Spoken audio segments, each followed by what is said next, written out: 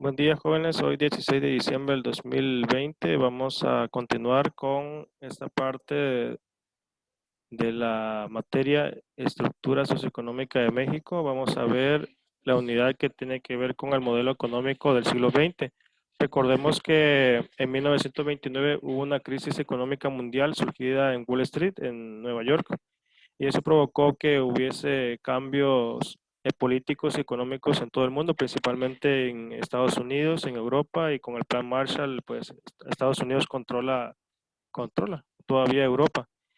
Y todo ese periodo que viene de 1914 a 1945 se va a caracterizar por una gran guerra que tiene una pausa entre 1918 y 1939.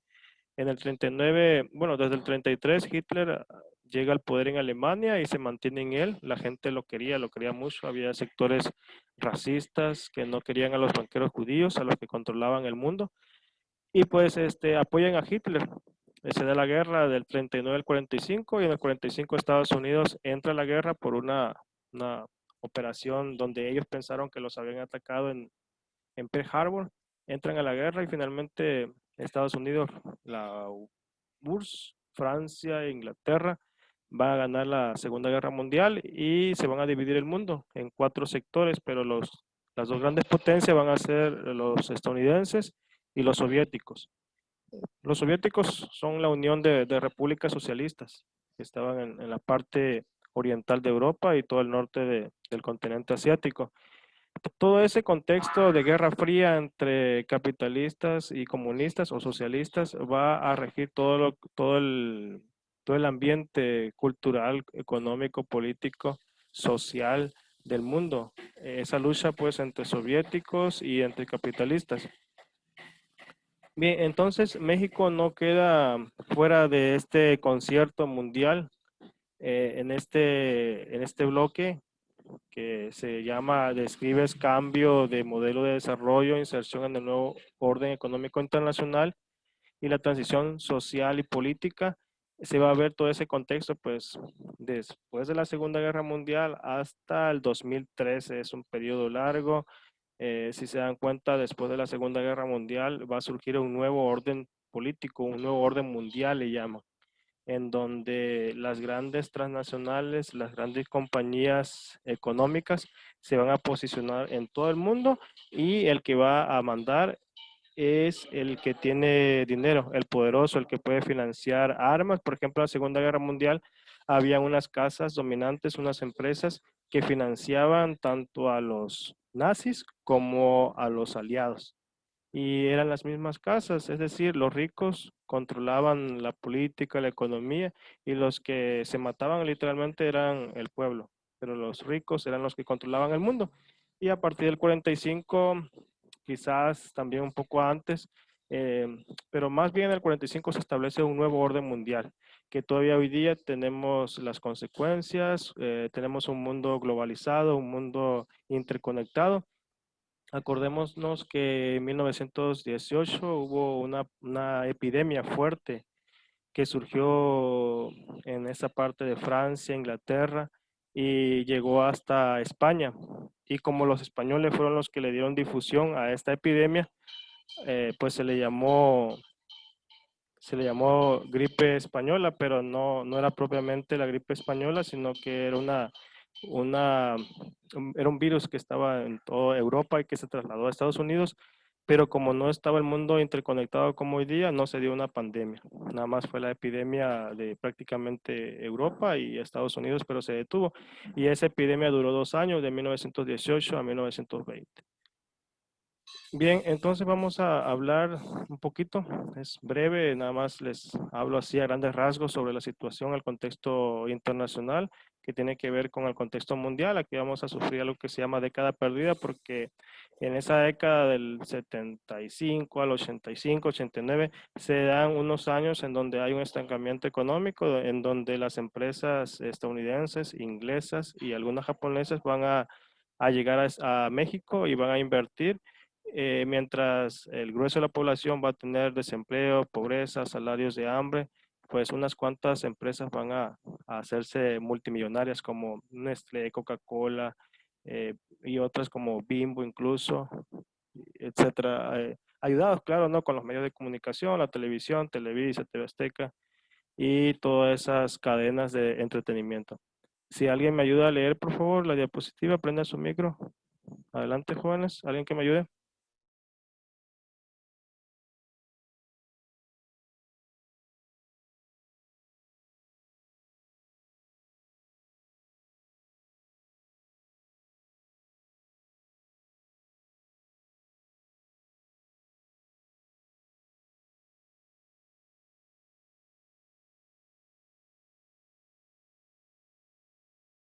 A ver, sí alcanzan a ver la diapositiva.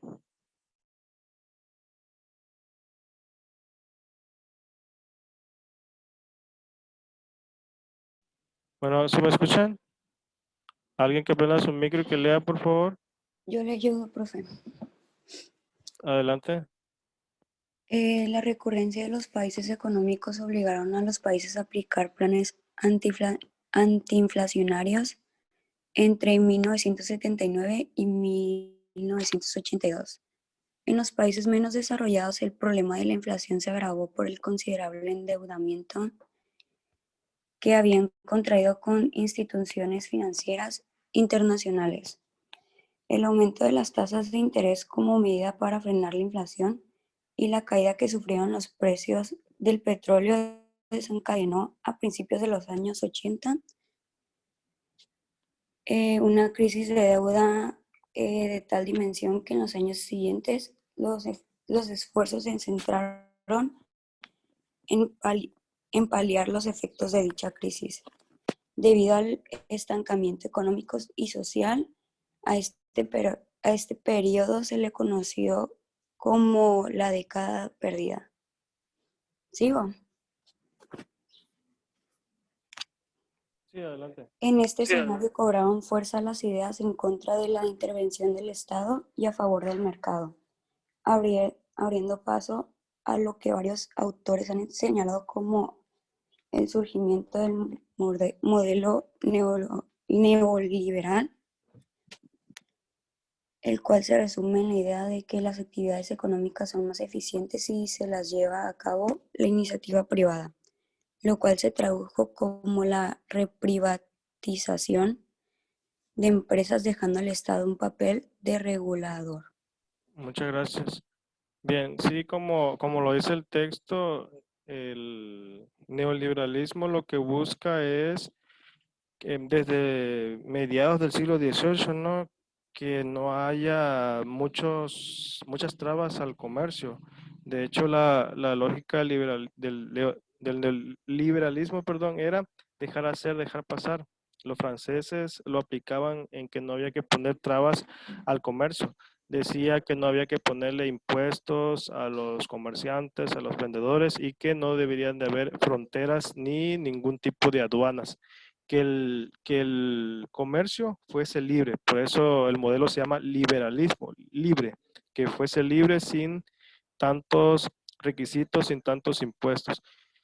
Ahora, el modelo neoliberal quiere decir nuevo, nuevo liberalismo. En el neoliberalismo lo que se busca es no poner tantas trabas a lo económico, no poner tantos impuestos a las personas que tienen su comercio, su micronegocio, para que ellos puedan invertir, dar empleo y así movilizar la economía. Ese es el principio neoliberal.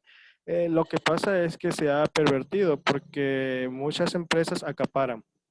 Por ejemplo, si en nuestra colonia tenemos o teníamos hace 10 años tienditas en donde, por ejemplo, vendían pan y, por ejemplo, yo me acuerdo que cuando estaba más joven, bueno, cuando estaba joven iba a una tiendita que estaba por la canasta y nos atendía un señor y nos vendía ahí tenía leche, café, pan y consumíamos ahí con los plebes. Pero cuando llega el Oxxo, todas esas tienditas terminan. Es decir, lo que le interesa al Estado es las empresas que le dejen más impuestos, las empresas que le dejen ganancia. Por eso es que en nuestras ciudades, en toda América Latina, hay muchas cantinas, muchos centros de autoservicio, mucha venta de alcohol, mucha venta de cigarro y de otras cosas. ¿Por qué? Porque esa derrama económica les permite a ellos engrosar las arcas de Hacienda, ¿sí? Entre más cantinas haya, entre más venta de alcohol haya, hay más derrama económica al ayuntamiento y por lo tanto hay más dinero y hay más posibilidad, no quiere decir que lo hagan, pero hay más posibilidad de que ciertos funcionarios que sean corruptos roben del erario público. Bien, entonces ese es el modelo neoliberal. El modelo en sí es bueno, pero se ha pervertido. También existe otro modelo, no lo maneja aquí el libro, pero es el modelo comunista, en donde el Estado ya no tiene un papel de regulador, sino el Estado tiene un papel de dueño, porque todas las personas trabajan y todo lo que ganan se va al gobierno y el gobierno hace escuelas, pavimenta, la educación es gratuita desde nivel kinder hasta universidad, toda la educación te la pagan ellos, no te cobran los camiones, no te cobran el internet, no te cobran en los hospitales, toda la educación y la salud es gratuita.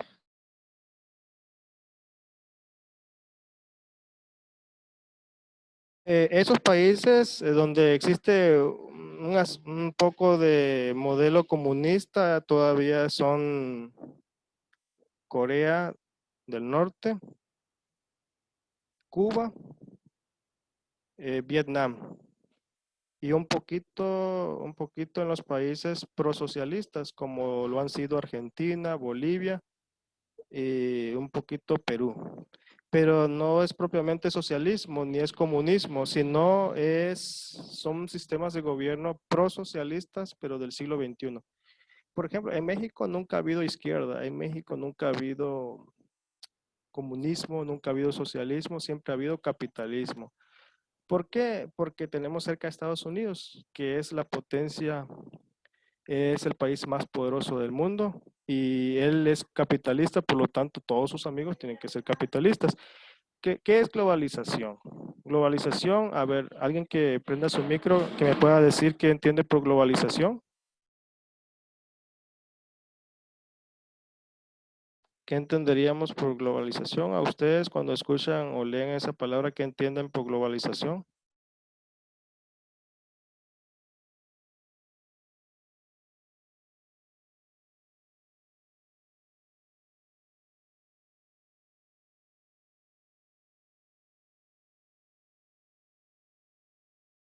¿Qué será global? Que Lo abarca global. todo. Muy bien. Global quiere decir, se refiere al planeta, ¿no?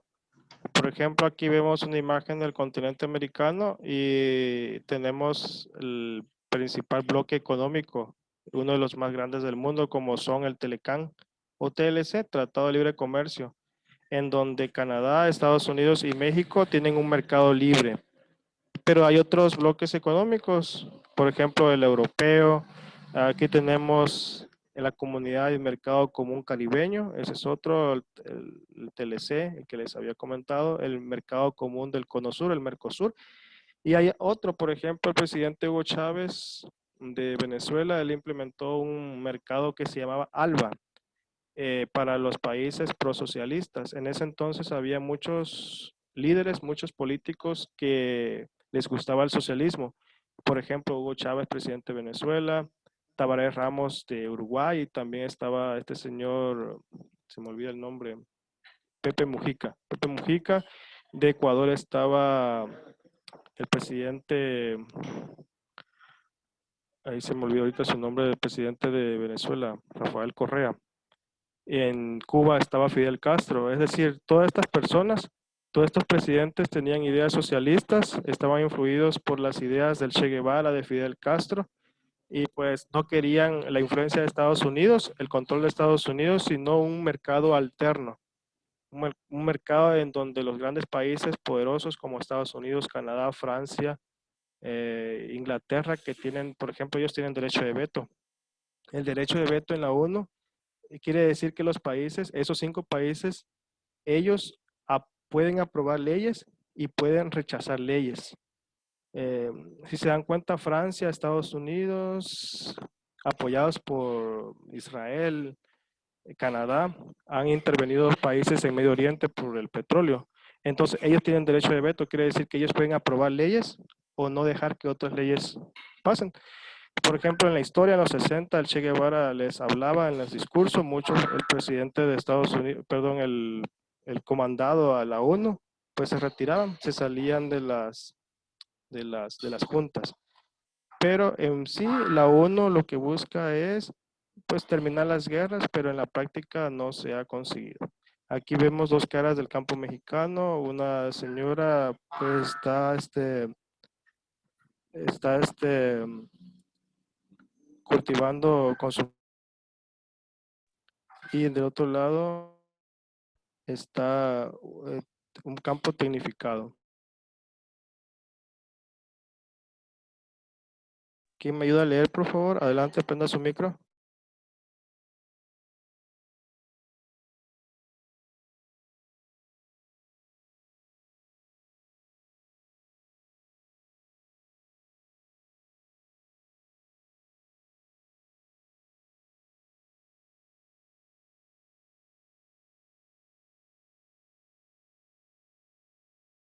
¿Quién puede leer la diapositiva, por favor? Adelante.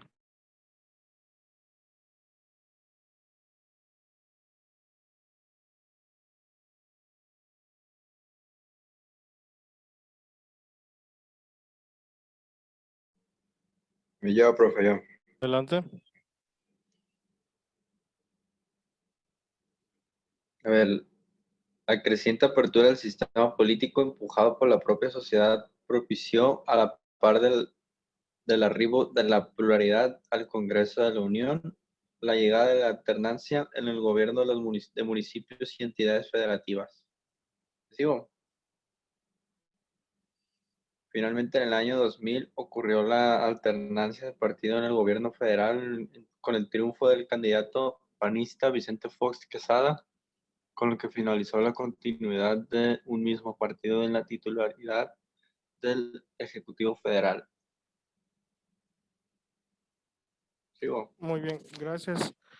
Sí, miren, desde 1976, acuérdense de una de las clases que tuvimos, hubo una reforma político-electoral con Echeverría, en donde se daba posibilidad de que grupos de izquierda o autodenominados de izquierda ingresaran al espectro político y pudieran votar y ser votados, como el Partido Comunista Mexicano, etcétera, partidos trotskistas, pero hasta el año 2000, un partido que no era del PRI, perdón, un candidato que no era del PRI llegó a la presidencia. Luego regresa de nuevo el PRI con Peña Nieto y se vuelve a, pues hay una especie ahí de camuflaje, ¿no? Y aparentemente el Morena llega al gobierno, pero hay que ver si realmente son partidos de izquierda o no. A ver, ¿quién me ayuda a continuar leyendo, por favor?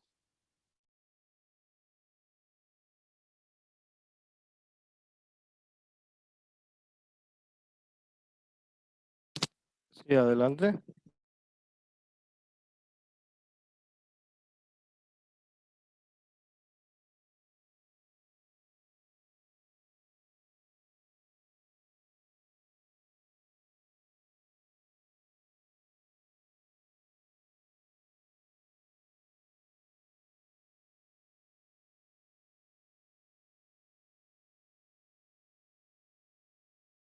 Sí, Jimena, ¿puedes prender tu micro?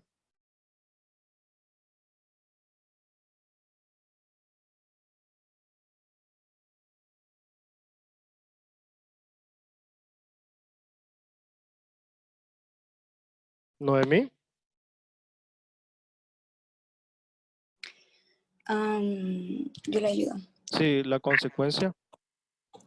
La consecuencia de la pluralidad en los diferentes órdenes de gobierno y los órganos de representación popular fue el surgimiento de los gobiernos divididos que ocurre cuando, enmarcado en un régimen de división de poderes, el partido que llevó al presidente o al gobernador a ocupar la titularidad del poder ejecutivo no cuenta con el control mayoritario del Congreso.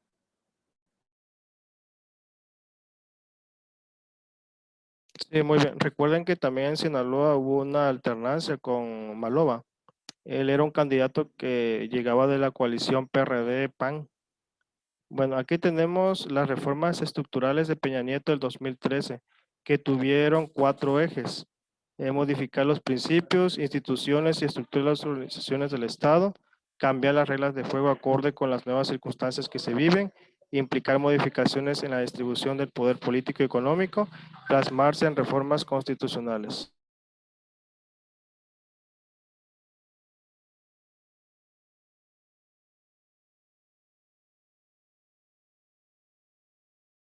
Bien, jóvenes, entonces, ¿qué nos queda? A ver, ¿alguien que guste participar sobre la clase de hoy?